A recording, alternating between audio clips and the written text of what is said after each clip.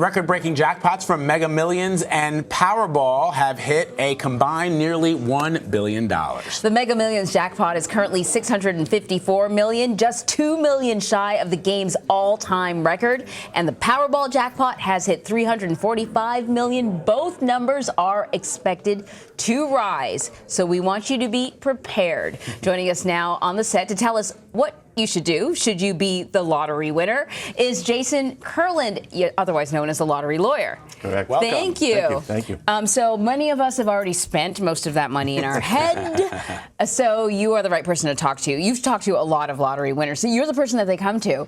Tell me about sort of the number one first thing you tell them to do. The first thing I tell them to do is be quiet.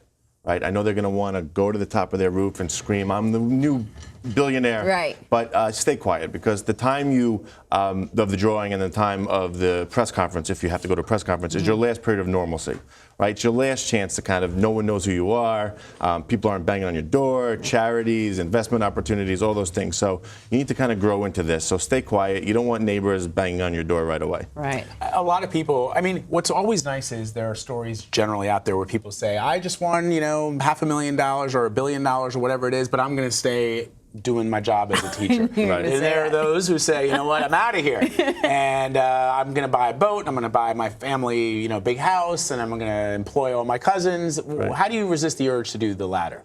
Everybody is different. So, some people want to keep working. Some people don't want to spend right away. I have certain clients where I have to say, you really do have a lot of money. You can, buy a new house, you can move. And they're like, no, this is my life, I like it.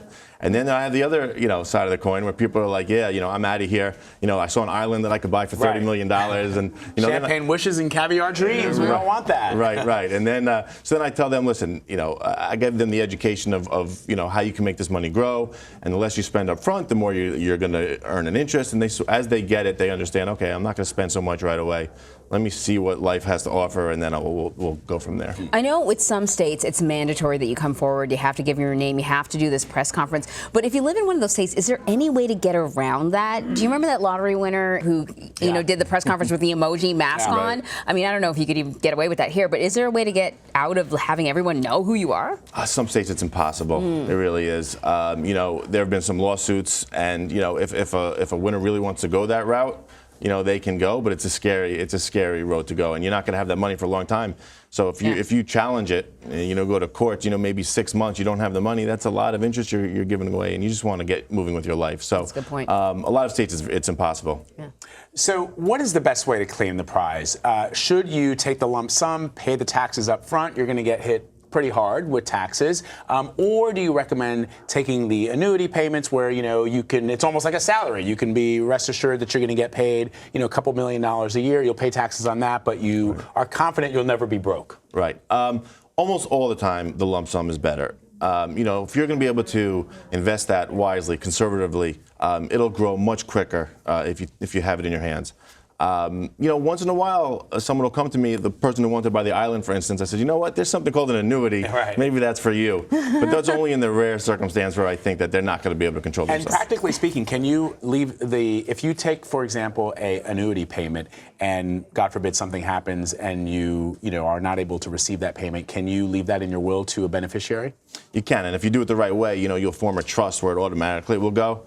But there are if it's not done correctly, the estate gets taxed up front onto that. So that's something else to think about. The estate will get taxed up front on the total Correct. number, even if you're taking the lump sum. Even if you're taking the annuity. It could, if it's not done correctly. So that's been there. Yeah, it's bankrupt some estates in the past. So you have to be careful. So you talked to us about the person who wanted to buy an island. Do you have any other lottery winner stories to tell us about? I have a million stories. Yeah, I bet. A few weeks ago, a client won in I think $245 million in Staten Island.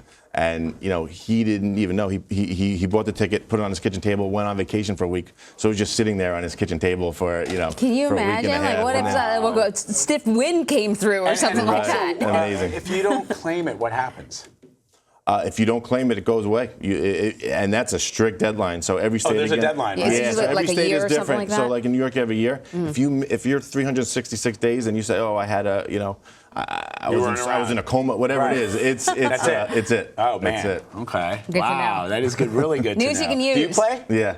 Rarely. You know what that I is do? so telling. You know what I Right? do? Yeah. Very telling. You know, I'll probably buy one today. Like I always tell everyone, you're buying the dream, right? For $2, you know, you can't really dream that you're going to win unless you buy that ticket. Yeah, so that's it's true. worth $2 for the day of. The advice I always give to people is, you know, you just need to buy one. I tell my dad all the time, just buy one. He goes out and he buys like $100 worth of tickets. Yeah, and, yeah. you know, and The he's odds like are the same. he's an architect. He's not an idiot. He went to Columbia University. He's like a smart guy. And I'm like, Dad, the odds are, you know, the same whether you buy one or you buy 50. And he's like, oh, I'm playing your birthday. I'm playing Mom's birthday. I'm playing like. So I'm right like, before you got here, I go, what are the odds that Vlad's going to be the wet blanket and be like, you know, the odds aren't that great? I think in my entire life I've only bought maybe 1 or 2 lottery tickets, and I think I did it as a goof, and I don't even remember if I looked at the number. So for all I know, I could have been. You could have been one of those. Could have been a people that let contender. it go. Yeah. If you don't see me here tomorrow. You're right, then I'll know exactly what happened. Well, if you're not coming in and you won the lottery, take me with you. Gotta Jason play. Kurland, thank you very much. My Really pleasure. Interesting. Thank you.